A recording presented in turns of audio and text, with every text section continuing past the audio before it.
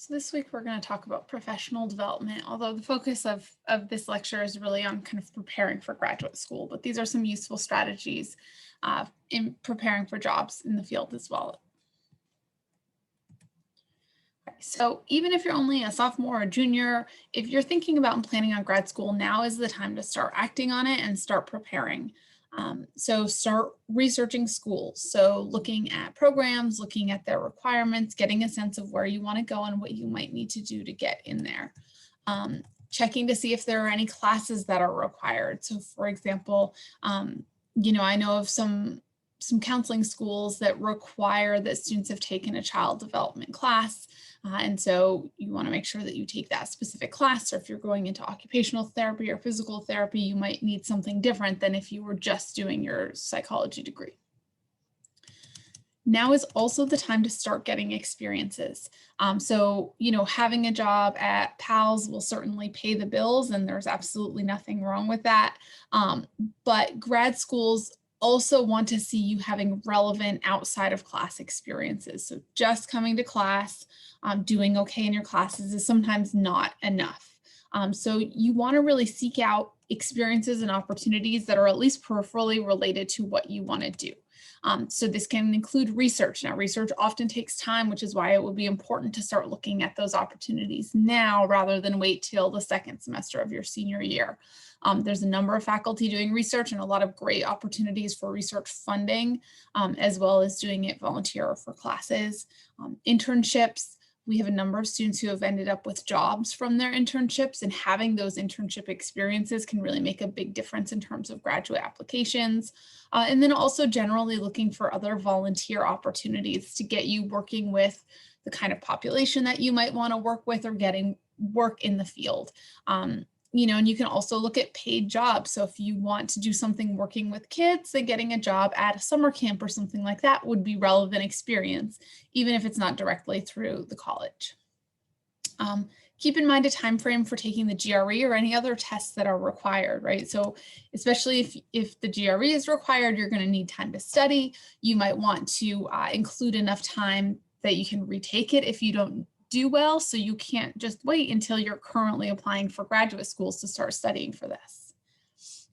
Another thing to think about is to cultivate references. So now is the time to start getting to know faculty. In particular, ideally your references know you outside of class, so more than just, so that they can say more than just this person showed up and they were there and they did okay in my class. You really want to have those opportunities to get to know faculty a little bit outside of the class, and you're going to need 3 that know you well enough to write letters. Now, if you don't have, 3 separate research projects with 3 different faculty, that's okay. But if you have 1 or 2 really strong letters or references that you can use, that's going to make a really big difference. Okay. In terms of actually applying to graduate schools, you want to make sure to select the schools you're applying to wisely. So make sure that you have a safe school, and make sure that you also have a dream school. You may not have a sense of exactly how great your application might be, and so you want to make sure that you kind of have a pretty wide range. You want to apply early, especially if the school has rolling admissions, because that means that they do first come, first serve. You also want to take a look at the programs and the outcomes of those programs. So you want to look at, do they provide evidence for what their students are doing after they graduate? I think often our students get kind of wrapped up in what's happening right now. I'm graduating from undergrad. I know I want to go to grad school, and that's as far as you look. And you really want to be thinking farther out. What's my job going to look like? What's my day-to-day life going to look like? Because, especially if you're getting a master's, then grad school is only another 2 years. You want to be thinking long-term career prospects based on the program. So I already mentioned carefully references in the previous slide, but you want to select someone who knows you well, preferably outside of classes. You want to give the person at least a month's notice. So you want to give them enough time to write you a strong letter, and you should absolutely make sure to contact them and ask them if they're willing to serve as a reference before you send the request from the school. Okay, so they need to know and be planning for this before they get notification from, random grad school asking about you. Another kind of not required but recommended thing that you select is you go to put in your references. You're going to be given the opportunity to waive your right to see your letters of recommendation. And I strongly encourage you to say yes. When you say yes to this, it gives your references kind of lets them know that you have confidence in them to write a strong letter. It generally leads to better letters. And so I would encourage you to say yes, and that is kind of the norm. I also have a graduate school pre-writing exercise that's on Moodle, and I encourage you to do this, and you might start doing it now. When you get to your senior year, you might do it again.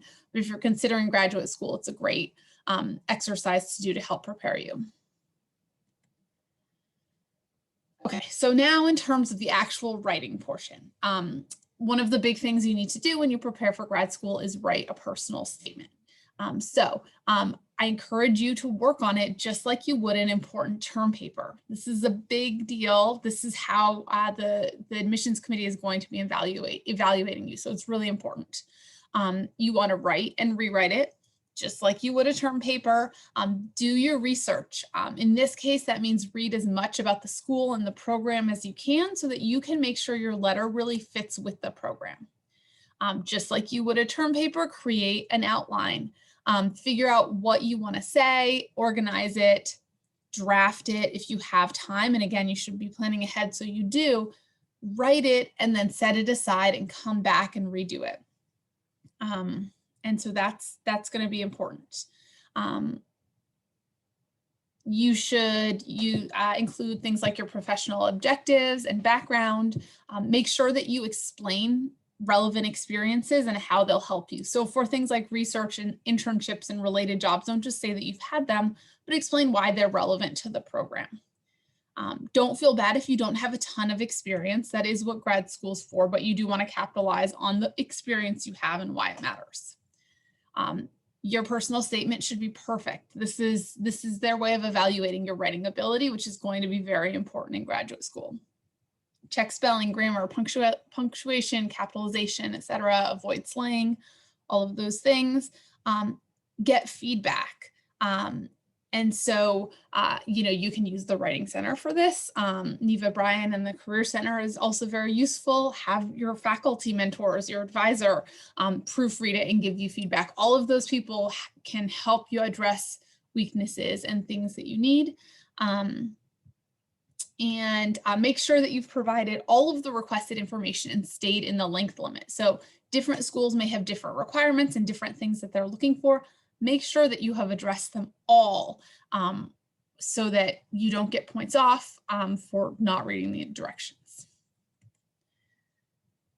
Okay, so this is kind of a general outline of what you might expect to see. An opening paragraph about kind of why you're interested in the program, your academic accomplishments, 5 to 7 sentences, research experience, 5 to 8 sentences, any employment, volunteer, work, or clinical experience, another paragraph. Future plans and goodness of fit is going to be really important. They want to see that you understand their program, they understand the kinds of jobs you'll get going out of it, and that you understand who their faculty are and how you'll fit. And then you'll have a concluding paragraph. But again, this is very general. Make sure that you're addressing any and all specific questions that their program or their application asks, and also make sure that you're adhering to their length requirements. Okay. So some other general kind of do's and don'ts. Do, if you have a good story, tell it. So it's not required, but if you have something that's the reason that's driving you, that's really motivating you, I encourage you to do this. So I have a student who was applying to criminal psychology programs who several years ago, and she had a father who was incarcerated, and I told her to use it. It's a great reason and personal motivator for being interested in this field and having personal experience with it. So if you have some kind of connection, I encourage you to use it. Next, assess your strengths before writing and focus on those. So know what will make you an appealing candidate and focus on those as you're writing it. Make sure to answer the questions. If a school has a really unique question, don't try to make your old previously written statement fit. Rewrite it. and customize for the school based on what interests you. So you want to be specific. So things like I want to help people is really vague. Things like I want to make a difference in the addiction rates in Southwest Virginia or nationally. Those are the kinds of things that are much more compelling. Also, part of customization is listing the faculty and talking about how their research interests you. So especially if you're looking at a more research-oriented program, you're going to be expected to have one faculty mentor. And so you need to kind of explain how their research fits in with what you're interested in. Don't give them fluffy praise like their research is amazing, but try to be really specific. I'm really interested in this person's work on schizophrenia because I had this experience or because this is what I want to be doing research on. Don't wait till the last minute. It's really hard to write about yourself. And so it's really best to write this, let it sit for a while so that you can kind of process and come back to it. Try to avoid talking about social activities or high school accomplishments. Having your own lawn mowing business is great, but it's not going to help you with grad school skills. So unless you're going into like business or something like that where you can directly relate it, focus on accomplishments and achievements that are really directly related to what you're applying to.